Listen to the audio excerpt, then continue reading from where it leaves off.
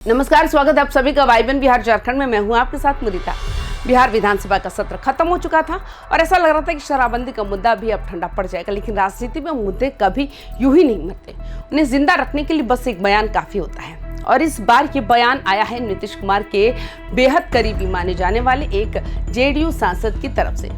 एक निजी चैनल को दिए गए इंटरव्यू में जेडीयू सांसद देवेश चंद्र ठाकुर ने साफ साफ कह दिया कि वो शराब पीते हैं और इस बात की जानकारी उन्होंने खुद मुख्यमंत्री नीतीश कुमार को भी दी है। बस फिर क्या था, शराबबंदी का मुद्दा फिर से आग की तरफ फैल गया।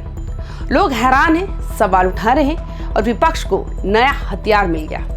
अब जरा पीछे चलते हैं। बिहार में पूर्ण शराबबंदी को लागू हुए करीब 10 साल होने वाले हैं। यह फैसला नीतीश कुमार का सबसे बड़ा और सबसे महत्वाकांक्षी कदम माना जाता है। बिहार जैसे राज्य में जहां न खनिज संसाधन है, न बड़ी इंडस्ट्री है, वहां शराब से मिलने वाला राजस्व छोड़ देना कोई छोटा फैसला नहीं था। फिर भी नीतीश कुमार ने इसे सामाजिक सुधार के नाम पर लागू किया और इसे अपनी प्रतिष्ठा से जोड़ लिया।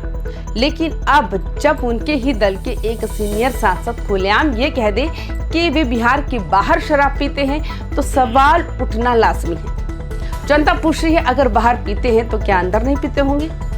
यही सवाल सोशल मीडिया पर घूम रहा है, यही सवाल राजनीतिक गलियारों में गूंज रहा है। दिलचस्प बात तो यह है कि ये बयान ऐसे समय में आया जब पहले से ही शराबबंदी को लेकर चर्चाएं तेज थी। विधान सत्र के दौरान भी ये मुद्दा दोनों सदनों में गरमाया था। आरजेडी के कुछ नेताओं ने यहाँ तक कह दिया कि वे सदन में शराब की बोतल लेकर आएंगे ताकि सरकार को आईना दिखा सके। लगातार ये कहा जा रहा है था कि बिहार में शराबबंदी सिर्फ कागजों पर रह गई और हकीकत में होम डिलीवरी तक होने लगी है। इसी बीच ये भी चर्चा चल रही है कि राज्य में कर्ज का बोझ लगातार बढ़ रहा है। 4 लाख करोड़ से ज्यादा का कर्ज, सीमित आमदनी और बढ़ते खर्च, पेंशन और सैलरी तो दी जा रही है, लेकिन कई योजनाओं पर ब्रेक लगा दिया गया। ऐसे माहौल में ये अटकलें लगने लगी थी कि कहीं सरकार शराबबंदी की समीक्षा की तरफ तो नहीं बढ़ रही। अब जब नीतीश कुमार के करीबी सांसद का बयान सामने आया है तो आग में घी पड़ गया। विपक्ष ने इसे दोहरे चरित्र की राजनीति बता दिया। लोग कह रहे हैं कि कानून आम आदमी के लिए है और नेता अपने लिए अलग रास्ता निकाल लेते हैं। मामला यही नहीं रुका, एनडीए के भीतर से भी आवाजें उठने लगी। चिराग पासवान, जीतन राम मांझी और उपेंद्र कुशवाहा की पार्टी से जुड़े नेताओं ने भी शराबबंदी की समीक्षा की बात कही। यानी विरोध अब सिर्फ विपक्ष से नहीं बल्कि सत्ता पक्ष के अंदर से भी होने लगा है। यही वजह है कि ये मुद्दा और ज्यादा गंभीर हो गया है। हालांकि जेडीयू के वरिष्ठ मंत्री विजय चौधरी पहले ही साफ कर चुके हैं कि शराबबंदी हटने वाली नहीं है। उनका कहना है कि नीतीश कुमार का ड्रीम प्रोजेक्ट है और इसमें कोई समझौता नहीं होगा। उन्होंने ये भी माना कि इससे सरकार के खजाने पर बोझ जरूर पड़ा है, लेकिन सामाजिक फायदे को देखते हुए ये फैसला जरूरी था। अब सवाल ये है कि जब खुद सत्ता पक्ष के नेता सार्वजनिक रूप से ऐसे बयान देने लगे तो जनता किस पर भरोसा करे? एक तरफ सरकार कहती है कि शराबबंदी सख्ती से लागू है, दूसरी तरफ उसके ही सांसद कहते हैं कि वे शराब पीते हैं, भले बिहार के बाहर ही क्यों ना हो। इस पूरे विवाद ने एक नई बहस को जन्म दे दिया है। क्या बिहार आर्थिक संकट की ओर बढ़ रहा है?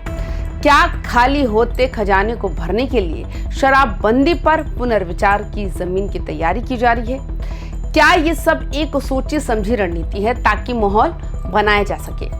नीतीश कुमार ने शराबबंदी महिलाओं की सुरक्षा और सामाजिक सुधार के नाम पर लागू की थी, इसलिए बड़ी पार्टियां इस मुद्दे पर खुलकर बोलने से बचती हैं, क्योंकि उन्हें महिला वोट बैंक भी चाहिए। यही वजह है कि बीजेपी, जेडीयू और आरजेडी तीनों इस मसले पर बेहद संभल कर बोल रहे हैं। लेकिन अब जनता के बीच सवाल उठ चुके हैं तो सरकार के लिए चुप रहना आसान नहीं होगा। शराबबंदी टूटेगी या नहीं, ये तो आने वाला वक्त बताएगा। फिलहाल इतना तय है कि नीतीश कुमार के करीबी सांसद के एक बयान ने पूरे बिहार की राजनीति में नई हलचल पैदा कर दी है। अब देखना यह है कि सरकार इसे सिर्फ बयान मानकर टाल देती है या फिर वाकई शराबबंदी पर कोई बड़ा फैसला सामने आता है, क्योंकि बिहार में सिर्फ कानून नहीं बल्कि नीतीश कुमार की राजनीतिक पहचान से जुड़ा मुद्दा बन चुका है। आप क्या सोचते हैं, क्या शराबबंदी की समीक्षा होनी चाहिए या इसे वैसे ही जारी रखना चाहिए? अपनी राय कमेंट में जरूर लिखें। फिलहाल के लिए इतना ही। बाकी तमाम खबरों के लिए बने रहिए वाइबन बिहार झारखंड के साथ। नमस्कार।